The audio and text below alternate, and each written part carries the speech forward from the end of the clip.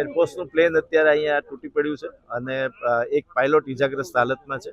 એને અમે જીજી હોસ્પિટલ ખાતે શિફ્ટ કરેલ છે.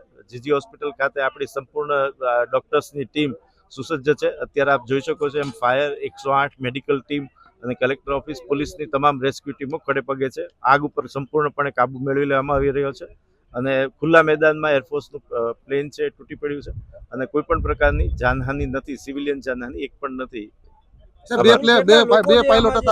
બીજા એક પાયલોટ અંગે એરફોર્સ ઓથોરિટી કન્ફર્મ કરે છે કે એમણે ઇજેક્ટ કર્યું છે કે પ્લેનમાં છે એ અંગે હજુ કન્ફર્મેશન એરફોર્સ ઓથોરિટી તરફથી મેળવવામાં આવી રહ્યું છે. ખુલ્લા વિસ્તારમાં પડ્યું, શું કહેશો? મોટું જાનહાનિ બચી ગઈ, શહેરથી દૂર પડ્યું? બિલકુલ કોઈ પણ પ્રકારની સિવિલિયન જાનહાનિ નથી. જીજી હોસ્પિટલ ટ્રોમા સેન્ટરમાં એક વાયુસેના અધિકારી જામનગરમાં ઘાયલ થતા અહીંયા આવેલા છે.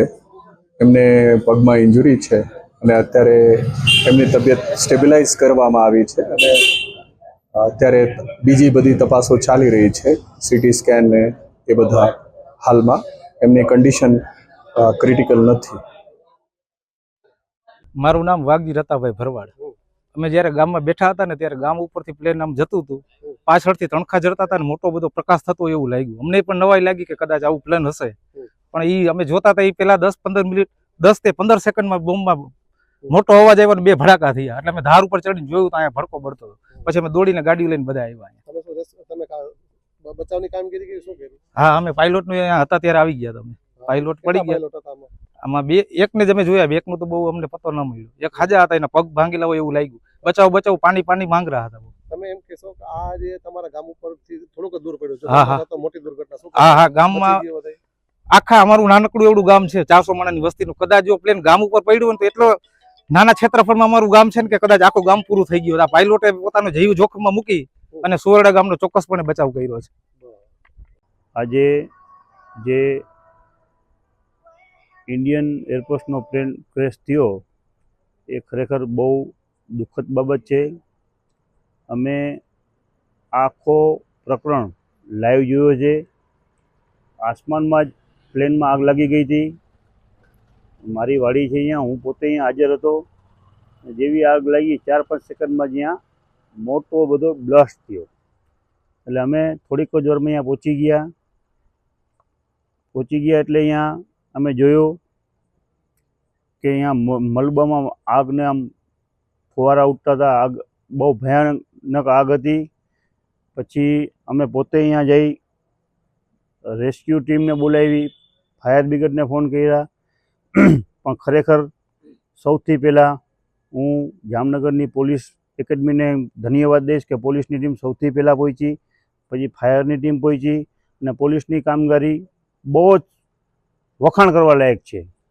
પછી પાયલોટ હતો, એક પાયલોટ ઘાયલ હતો, અમે એની પાસે પહોંચ્યા.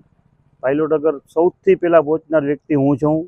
મેં એની આગળ વાત કરી તો પાયલોટે બહુ સુંદર વાત કરી કે અમે તમારું અહીંયા રણજીતસાગરજી લેક છે અહીંયા ઉતારવાની ટ્રાય કરી, પણ ખરેખર અહીંયા અમારાથી ઉતર્યો નહીં. પ્લેન વહેલો બ્લાસ્ટ થયો અને અમારા ગામ, મારા વાડીની બાજુમાં જ સુવેડા ગામ છે.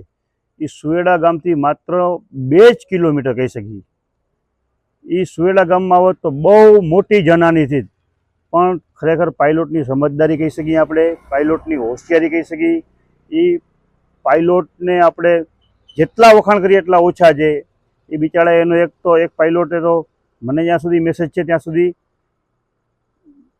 ગુજરી ગયો, એનો મૃત થઈ ગયો. પણ એ બિચારા 2 પાયલોટે એક છેલ્લી સેકન્ડ સુધી ટ્રાય કરી કે અમે ગામ બચાવીને, સાવ કોરો પાટ હતો, ત્યાં સીમ હતી, અહીંયા એ પ્લેન ક્રેશ થયો. સૌથી પહેલે પહોંચી મેં આખો મલબો જોયો, મેં એના આગના ધુવાણા જોયા, મેં આખો પ્લેનનો જે ક્રેશ થયો જોયો. જ્યારે પાયલોટ આગળ ગયો ને પાયલોટે જે વાત કરી, હું ઇન્ડિયન આર્મીને સલામ કરું છું, હું ઇન્ડિયન એરફોર્સને પણ સલામ કરું છું કે એરફોર્સે જે એના પાયલોટે જે તકેદારી રાખી છે અને જે પાયલોટે મહેનત કરી અમારું સુવેડા ગામ બચાવ્યું અને એ લોકો છેલ્લે સુધી 1 સેકન્ડ સુધી એ મહેનત કરી. છેલ્લે એનો પેરાશૂટ પણ સળગી ગયો હતો. હું એનો સાક્ષી જો એનો પેરાશૂટ ના સળગી ગયો તો એ પાયલોટનો જમણા પગમાં જે ઈજા થઈ એ ના થાત. એનો પેરાશૂટ પણ સળગી ગયો હતો. છેલ્લી સેકન્ડ સુધી એ ગામ બચાવવા માટે ટ્રાય કરી અને એ પાયલોટનું સેલ્યુટ કરું છું.